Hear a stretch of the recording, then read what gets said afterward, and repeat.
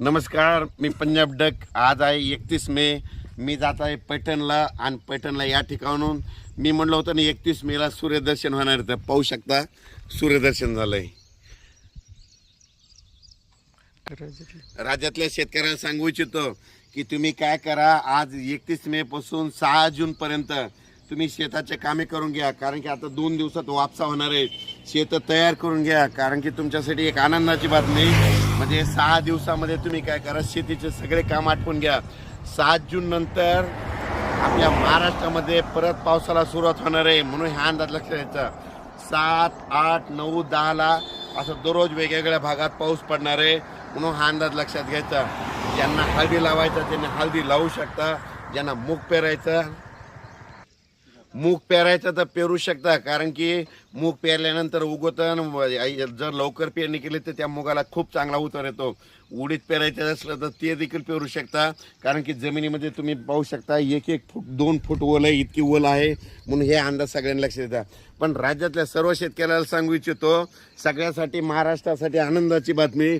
आपल्या महाराष्ट्राची पेरणी मी म्हणलं होतं ना 27-28 जूनच्या शेवटच्या आठवड्यात सगळ्या महाराष्ट्रातले शेतकरी सोयाबीन पेरायला दिसते, मूग पेरायला दिसते, कापूस लागवड करायला दिसते. म्हणजे सगळ्यासाठी आनंदाची बातमी.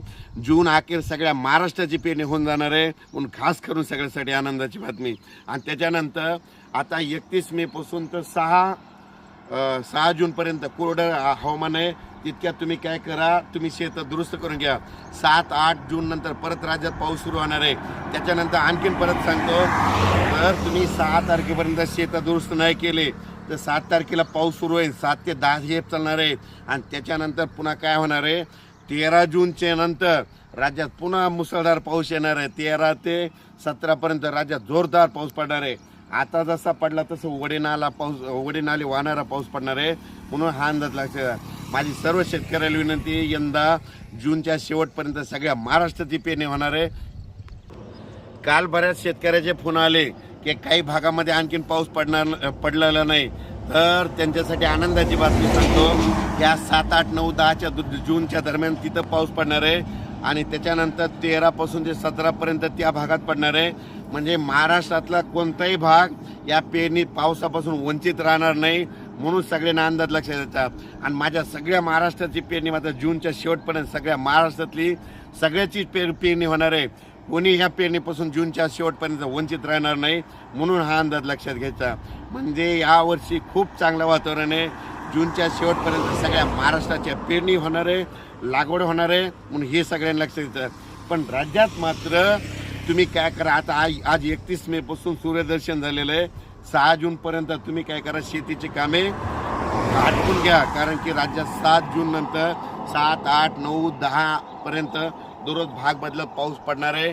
ज्यांना मुगाची पेरणी करायची तर करू शकता. जमिनीमध्ये 1 फूट ओल आहे. आणि जिथं ओल नसली तर तुम्ही करू नका. पण ज्या ठिकाणी 1 फूट ओल असली, ईदभर ओल असली तर तुम्ही करू शकता. उडदाची पेरणी देखील करू शकता. लागवडी ज्याला करायच्या तुम्ही तुमच्या स्वतःचा निर्णय घेऊन लागवडी देखील करा. पण राज्यात मात्र 7 जून ते 10 जून दरम्यान पाऊस पडणार आहे. त्याच्यानंतर 13 ते 17 मागं जसा पाऊस पडला 13 जून ते 17 जून, म्हणजे आता मे महिन्यामध्ये शेवटच्या आठवड्यात जसा पाऊस पडला तसा 13 ते 17मध्ये खूप पाऊस पडणार आहे. वडी नाले वाहणारा पडणार आहे. म्हणून अंदाज लक्षात घ्यायचा. अचानक वातावरण बदल झाला तर लगेच उद्या एक मेसेज दिला जाईल. माझ्या महाराष्ट्रातले शेतकरी हुशार आहेत. मी स्वतः शेतकरी असल्यामुळं शेतकरी पेरणीचा निर्णय स्वतःच घेत असतो. त्याला माहीत असते जमिनीत समजा ईदभर वाढली असली तर पेरलं तर उगवतं हे त्याला कळतंय. म्हणून शेतकऱ्यांनी स्वतः निर्णय घ्यायचा. पेरायचं का नाही त्यांनी स्वतः ठरवायचं. म्हणून हे सगळ्यांनी लक्षात घ्यावे. परत एकदा सांगतो की राज्यामध्ये आज 31 मेला मी म्हणलो होतो ना सूर्यदर्शन होणार आहे, वारं सुटणार आहे. तर वारं देखील सुटलं. आणि परत एक तुम्हाला सांगतो, मी सांगत असतो अंदाजामध्ये, ज्या वर्षी लिंबाच्या झाडाला लिंबुळ्या खूप लागल्या की त्या वर्षी खूप पाऊस पडतो. तर पाहू शकता यंदा लिंबाच्या झाडाला खूप लिंबुळ्या आहेत. म्हणून यावर्षी खूप पाऊस पडणार आहे असा अंदाज त्या लिंबाच्या झाडाने दिला. त्याच्यानंतर राज्यातल्या सर्व शेतकऱ्याला सांगतो 31 मे ते 6 जून हवामान कोरडं राहणार आहे. त्याच्यानंतर तुम्हाला सांगतो 4 ह्यामध्ये 6 जूनपर्यंत देखील महाराष्ट्रात एकदम असा पाऊस बंदच पडणार नाही. तुम्हाला सांगतो नंदुरबार, धुळे, मालेगाव, पारगोळा, जळगाव तिकडं 3-4 जूनला तिकडे देखील थोडा पाऊस पडणार आहे आणि कोकणात सरी चालूच राहणार आहेत. सरी चालू राहणार आहे. एक कोल्हापूर तिकडल्या भागात देखील ना या 31 ते 7 जूनच्या दरम्यान थोड्या तिकडे सरी येणार आहेत म्हणून हे लक्षात घ्यायचं. नंदुरबार धुळे तिकडे देखील 4-5 जूनला सरी येणार. म्हणजे 31 मे ते 6 जून एकदम पाऊस असा उघडणार नाही.